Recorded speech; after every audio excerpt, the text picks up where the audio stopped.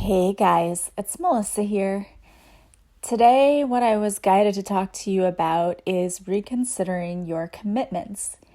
And what I mean by that is, are you saying yes to so many people that you're piling so much on your plate that you really are feeling overwhelmed or like you've been thrown in the deep end of the pool and you're trying to stay afloat? Because trust me, I understand this. Um, you know, a typical day for me can get very hectic very quickly, especially this time of year. We've got so many things going on. I'm taking students to Europe this summer, and the parents wanted to do some fundraising, which I totally get. Being a single mom, I totally understand the financial aspect of that. And they wanted to do some fundraising, and of course, I tried at the beginning to do the whole, let's let the parents take over this and we'll have committees. And it seemed like such a great idea. And then no one took the lead on that. So there really weren't that many fundraisers that were done. So I was like, all right, well, I guess I have to take the lead on this. So we did like a pizza fundraiser and we did a t-shirt fundraiser and sold carnations at school. Meanwhile, I was in charge of all three of these things. And this is on nobody else's fault but my own. I did this to myself totally.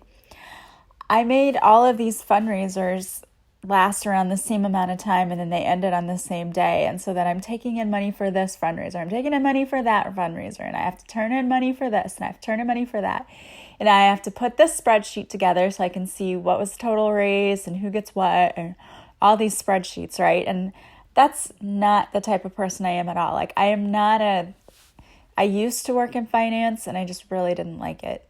And I'm not the type of person who likes to sit and look at spreadsheets all day. That's just not me. Like I just want to get out there and like be with people and do the fun stuff, right? I don't have to look at the other stuff. But it fell on me to do that.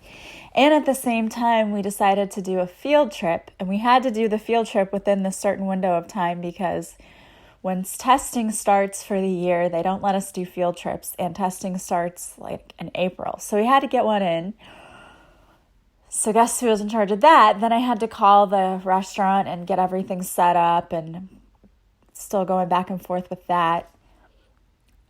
And it just made me think, somebody even just said something to me like, I don't know how you do it all. And the thing is, like when the person said that, I was like, yeah, I don't know. I don't either because like I shouldn't have done that to myself, really. I should have spread things out more with the fundraisers. I was trying to do things to help other people out, but really in doing that, I was like burning myself out. And I have to tell you that the last couple of days, my allergies have been bothering me a lot. And I don't know if it has anything to do with, with this crazy schedule I'm keeping. Like, I don't know if it's allergies or if it's just like I'm hoping it's not a cold coming on. I've been taking preventative medicine. I've been taking On Guard from doTERRA essential oils like crazy. I'm like, I can't get sick. I don't have time to be sick. But then that made me think too, like if I don't have time to even be sick, like what does that say about me? So do you find yourself doing the same thing? Are you piling it on your plate so full that you're just like, you don't even want to get out of bed in the morning because it's like you wake up and you think about all of the things you have to do that day? The last week, that's how it's been for me. Like I go to bed at night and I don't want to think about having to wake up in the morning because I know as soon as my feet hit the floor, it's going to be nonstop. And I even had, a relationship end because this person said that I didn't have enough time for them. And sadly, that person was right. I didn't. And it's a little crazy and chaotic for me. It's going to settle down, trust me. And I'm going to make time for people. It's not about that. Like, I know I have to do that. These things just happen to fall into my lap. And because I didn't plan better, it all worked out this way. But this is not my everyday, like, chaotic thing. It just seems to be especially bad this time of year with having a trip planned. And then also I'm taking 2 courses because I wanted to learn how to run my business better, and I'm going to be actually getting certified in past life regression, which is kind of exciting. Actually, it's very exciting because I happen to have been fortunate enough to have a few of those sessions myself, and it's amazing. I highly recommend. So once I get certified in that, if that's something you're interested in, definitely contact me because it's just amazing. But you know how easy it is to get overwhelmed. It's very easy. And my point in telling you all of this about myself is not to toot my own horn in any way or to say like, oh, look at me. I get it. Like, I'm right there with you. Like, I do this to myself still. Like, this is a lesson that I still need to learn and that I still work on myself. Saying no to things and to people that aren't serving me. Like, if I don't want to do something, the old me would have felt like I had to. Like, I would have been obligated to do something because it would be rude or impolite not to. The new me doesn't really care as much, you know? I still have a little bit of that in me of like not wanting to hurt people's feelings, but I'm getting a little better about it because when I don't do that for myself, then I end up with weeks like this where like I don't even want to get out of bed in the morning because everything is so busy and chaotic. And once this settles down, believe me, I'm going to be telling some people no. But tonight I just came home. I had a doctor's appointment right after work, but I didn't have anything else scheduled. And normally, like, I'll have an online meeting or I have sessions or I have, my Facebook Lives and different things going on, and which is fine. It's no big deal. I am used to going at this pace, and I love doing the sessions and the Facebook Lives. I love it. But it was just nice that tonight I came home from the doctor and was like, okay, what do I have to do tonight? I'm like, oh, nothing. I don't have to do anything except, make supper, which I did. And thanks to my Instant Pot, super, super easy. I love that. And I'm so thankful my brother is actually the one who bought that for me. It was the best Christmas present ever because it's amazing. Something that should have taken a couple of hours to cook when I got home and threw it in. It took like 40 minutes. So it's awesome. So that's the time saver there. But I, other than that, didn't have anything I had to do. And believe me, like, I took advantage of that. I came home, I made myself a cup of coffee, I sat down, and I actually just caught up on TV. I love watching shows that make me laugh, and I don't have to think a whole lot because after a long, heavy day of school and all of that, there's just times that I just want to veg out. And that's what I did tonight. It's like I came home, I put on comfy clothes, made myself some coffee, turned on the TV, and caught up on funny shows that make me laugh. And after I'm done with this podcast, I plan on doing more of the same. I am just not even going to worry. And sometimes you have to do that. So the question, I guess, that I want to pose to you is, are you saying yes to people and things that are causing you to become overwhelmed or causing you to do things that you don't want to do? And I've talked about this before, but when you say yes to other people, you're saying no to your inner child. Essentially, you're saying no to yourself. But sometimes it's easier if we can picture that little inner child. And I've even heard psychologists say to carry around a little picture of you when you were maybe like 3 or 4, or whatever your cutest age was. For me, it was like 3 or 4. I was just adorable. And then as my brother said, I don't know what happened to you. And I'll have to smack him next time I see him for that. But he likes to tease me about that. But that to me was like a time when I was like, oh, look, I was so cute. How could anybody say no to that little girl?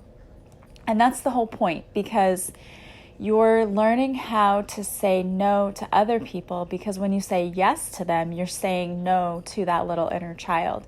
So if you're carrying around that really cute, adorable photo of you when you were little, you take it out and look at it when someone says, can you do this for me? And it's really not something you want to do. You take a look at that and like, can I tell that little girl no? Well, no, I can't, because she's just so stinking cute.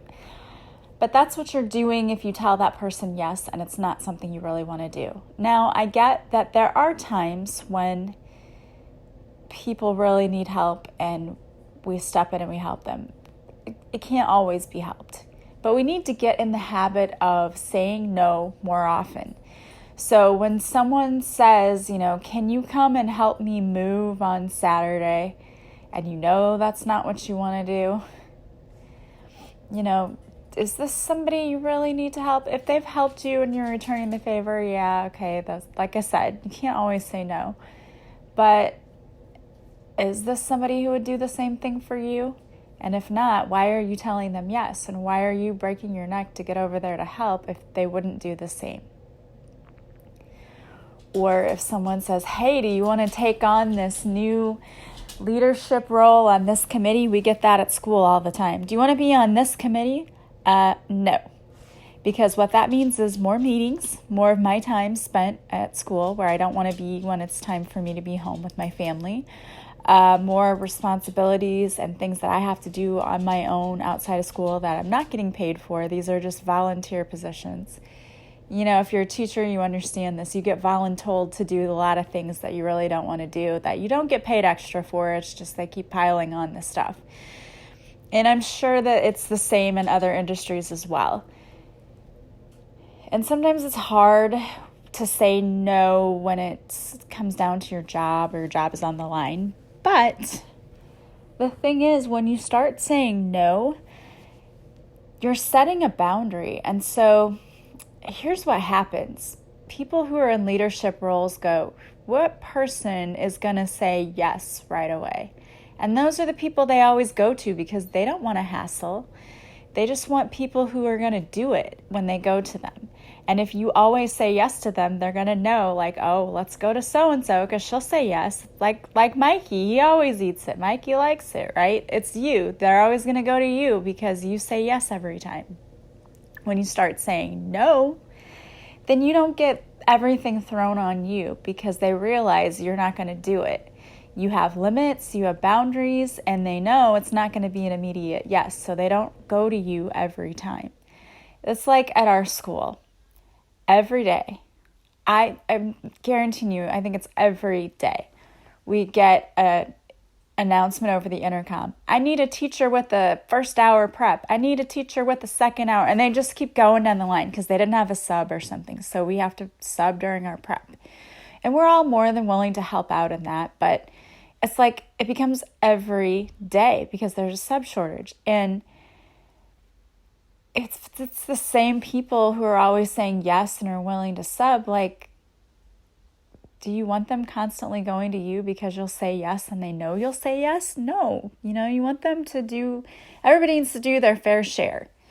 But they're not going to do that if there's one person they know will say yes because it's not a hassle. You're making it easier for them if they can just go to you and you say yes right away. And I used to feel guilty and be like, oh, I need to say yes. But when there are days that I truly, truly need my prep, I will just say that. I will say, if you cannot find anybody, then yes, I will. But I really need my prep time.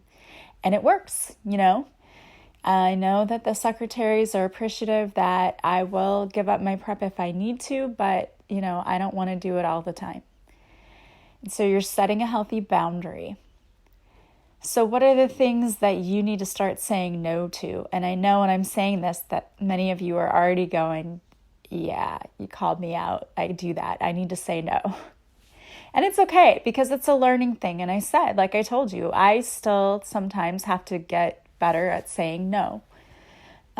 It's a work in progress because you've always had this one mindset. And for me, I always just considered it being an obedient little girl, right? When I did what I was told. And that's where it stems from. And I never learned that I could say no. It was like, you do this or else. Well, now that I'm an adult, I don't have to do that. And I'm not going to do that. I'm not a little girl anymore. And as the adult, it's up to me to take care of myself. No one else is going to do it for me. I've got to take on that responsibility. And for some of you, when you were growing up, you may not have had people who took care of you. And if that was your situation, I am so sorry, because everyone deserves to have loving parents. And if you didn't, then I truly, truly apologize for that, because that sucks. But as an adult, it's your responsibility now to take care of yourself. And you have to be the one to say no when you don't want to do things, or when people or situations that aren't in alignment with you come towards you. If you don't want to, say no, speak up, because no one else is going to. No one's going to come in for you and start advocating for you all of a sudden. It just doesn't happen. I mean, wouldn't it be nice if we could send in another person to tell people no? Like, as a kid, I used to do that, honestly, and I feel sorry for my sister now that I think about it. I'm going to have to call her after this and apologize. But I remember sending my sister in, like, if we wanted to go play with a toy that required getting things out and making a mess. You know how it is as a parent. It's like, you don't want to mess with that sometimes. And if your child comes in and wants to open this and get this out and make a big, huge mess, it's like, oh, I don't want to mess with that. So my mom would sometimes say no. Well, I didn't like being rejected or being told no. So I would send my sister in. And we're twins, by the way. She's like 5 minutes younger than me. So I'm really actually the older sister. But yeah, I didn't do a good job of protecting her. I sent her into the lion's den, right? I said, you go in there and you ask mom. And my brother and I would do the same thing to her, poor child. We both need to apologize to her. On Christmas morning, we would want to get up to open presents. And we'd start sending her upstairs to ask my mom if we could get up at like 5 o'clock in the morning. And we'd hear, no, go back to bed. And we'd hear this. This would go on. We'd send her up like every 10, 15 minutes, I think. My mom she probably hated Christmas. At least Christmas Eve night, because I'm sure she never got like a full hour's sleep, because from 5 o'clock on, we would start sending her upstairs like, go ask. And the poor girl, she'd do it too, we knew she would, right? She wouldn't say no. So we'd send her up there. She'd start asking, and we'd send her like every 15 minutes. And we could hear my mom's response of like, no, go back to bed, because she was so tired. But it would be great if we could have somebody, like if I could send my sister in to advocate for me all the time and go in and say, hey, Mary, ask them this or tell them this. But we don't. We don't have people who will do that. It's up to us. So you need to learn to start standing up for yourself and saying no. Okay, that's the first step. Think about what areas in your life you need to start saying no more often. What should you be saying yes to, and what should you be saying no to? And if somebody asks you to do something and it's like all of a sudden, you know that feeling. It's like the dread hits you before you even really know what they're going to ask. You're like, oh God, I don't want to do it. Well, that's your clue then. Say no. Okay, try saying no, and they might start going to other people more often. So I wanted to pull a card for you, and I pulled this from the Crazy Sexy Love Notes deck, and it says, reconsider your commitments. And I love the picture on the front. It's a woman holding signs. She's holding one that says yes, and then all these that say no are falling to the ground. This is, have you piled so much on your plate that there's little room for you? Identify what truly matters and graciously decline the rest. There's a universe of meaningful opportunities on the other side of no. In fact, every no makes space for the perfect yes. Your freedom is closer than you think. And you know what? This is so true too, because a friend of mine had asked me to do something with her, and I reluctantly said yes, because even though I love my friend, I didn't really want to do the thing she asked me to do. Like, it was like a trivia. And I didn't want to do it. So, but I said yes anyway. And then another event came up where friends that I work with, like, I always want to go out with them, but we hardly ever can get together because we all have families and we live far away. Like, we're an hour away. And I always want to try to hang out with them. And then this was one opportunity where they're like, hey, we're going to get together and you want to go? And I was like, yes, I really want to go. But I already said yes to this person. And if I had just said no to that person originally about the thing I didn't really want to do anyway, I would have been able to go hang out with my coworkers, which I really wanted to do because they're a lot of fun. And then we get to vent about teaching, which is fun because we love our jobs, but there are a lot of stressors that we get to just kind of air out and relieve stress, and it's a lot of fun. So I love that. And we laugh a lot. So remember that if you're saying yes to things you don't want to do, you could be possibly ending up having to say no to things you do want to do because you already committed yourself to something you didn't want to do. So something to think about. Well, as always, I want to thank you for listening and for the beautiful messages after doing my Facebook Live. I had so many people contacting me, and it's amazing. I love your support. You guys are all so sweet. I think I have the most wonderful tribe ever. I'm going to claim that I do because everyone that I've talked to has been amazing so far. And I want to let you know I mentioned it before, that I am starting this 5-day self-love challenge. I just submitted my Facebook ad today, so you should see this pop up on my Reiki with Melissa page on Facebook, or you may even see it just on Facebook. Anyway, I placed an ad for it. It is totally free. When you sign up, all you do is sign up with your email. You will receive an email a day for 5 days, and every email has a tool that you can use to help you develop more self-love, to help you love yourself more. The first day is a meditation, a guided meditation, and the second day is an EFT tapping. I have a mantra in there that I've recorded for you. There's so many tools, and if you were curious about my program, A Purposeful Pilgrimage, but you just weren't sure if it was something that was for you, this is a little snippet of what it's like. It's basically like a half-off appetizer, okay, if you will, because it's not even a full appetizer of what my course is like. My course is so much deeper than that, and there's so many more tools in my course, but I thought this would be just kind of a way for you to do two things. Number one, introduce you to what my course is about, or what a course with me is kind of like, and two, to help you improve your life, because who doesn't need to love themselves more? We all do. That's an area where every single one of us needs work. I guarantee it.